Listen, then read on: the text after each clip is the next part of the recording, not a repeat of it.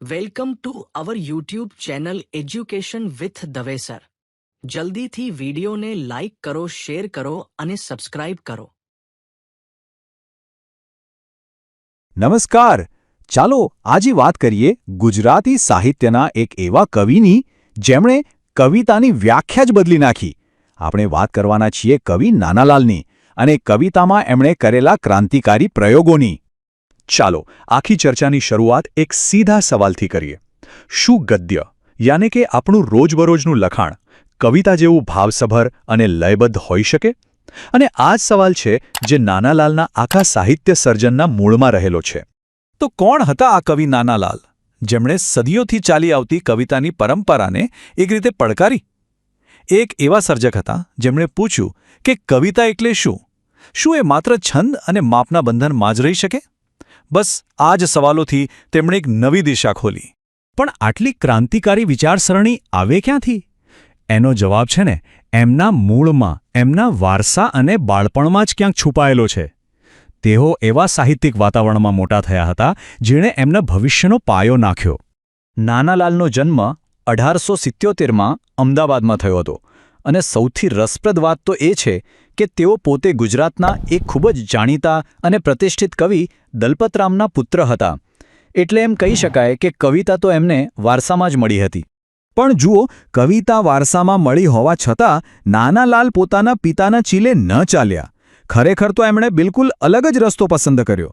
જ્યાં એમના પિતા દલપતરામ પરંપરાગત છંદ અને બંધારણવાળી કવિતાના હિમાયતી હતા, ત્યાં નાનાલાલે ભાવના અને આંતરિક લય પર આધારિત એકદમ નવી ગદ્ય શૈલી વિકસાવી. આ પિતા પુત્ર વચ્ચેનો વૈચારિક ભેદ જ ગુજરાતી કવિતામાં એક નવા યુગની શરૂઆત બન્યો. સાહિત્યિક વારસાની સાથે સાથે નાનાલાલનું પોતાનું જીવન પણ એટલું જ રસપ્રદ હતું. એમણે તો જાણે બેવડું જીવન જીવ્યું, જ્યાં બે અલગ દુનિયા એકસાથે ચાલતી હતી. જુઓ, નાનાલાલની જીવનયાત્રા શિક્ષણ અને સેવા બંને સાથે જોડાયેલી હતી. ઉચ્ચ અભ્યાસ પૂરો કર્યા પછી 1904માં તેઓ ન્યાયિક સેવામાં જોડાયા. કલ્પના તો કરો, લગભગ 3 દાયકા સુધી તેઓ કાયદા અને વ્યવસ્થાની દુનિયામાં કામ કરતા રહ્યા. પણ સાહિત્યનો જે અવાજ હતો ને, એ એમનામાં હંમેશા જીવંત રહ્યો.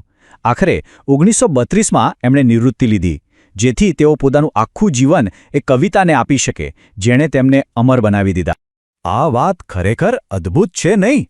એક તરફ દિવસે કાયદાની ગૂંચવણો ઉકેલતા અને બીજી તરફ રાત્રે શબ્દોથી સાહિત્યનું ભવિષ્ય ઘડતા હતા. આ બેવડી ભૂમિકા જ એમની પ્રતિભા અને સમર્પણને ઉજાગર કરે છે. તો સવાલ એ થાય કે આ બેવડી જિંદગીનું પરિણામ શું આવ્યું?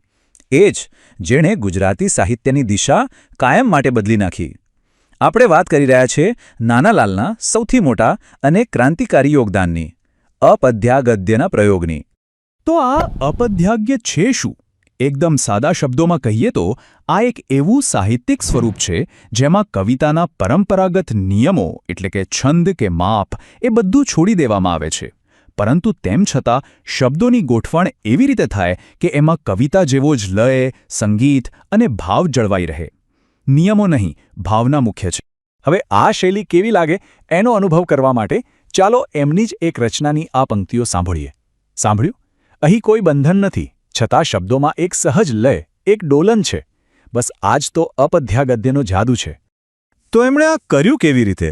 એમની પદ્ધતિને આપણે 3 સરળ પગલાંમાં સમજી શકીએ છીએ. પહેલું અને સૌથી મહત્વનું, ભાવના. જે લાગણી છે એ જ કવિતાનું સ્વરૂપ નક્કી કરશે.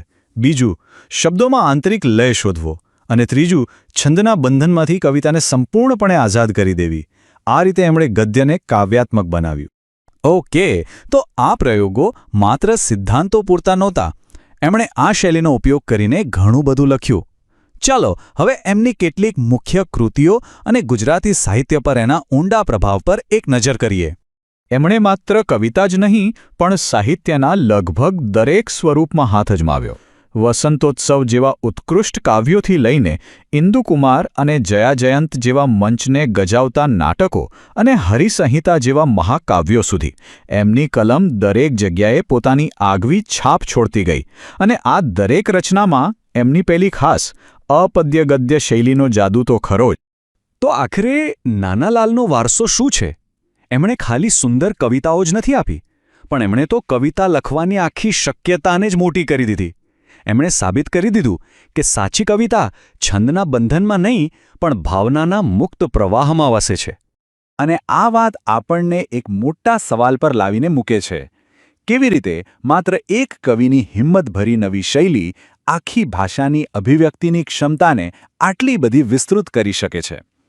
નાનાલાલનો વારસો એ શીખવે છે કે કળામાં ક્યારેક નિયમો તોડવા જરૂરી છે, કારણ કે એનાથી જ નવી શક્યતાઓના દરવાજા ખુલે છે.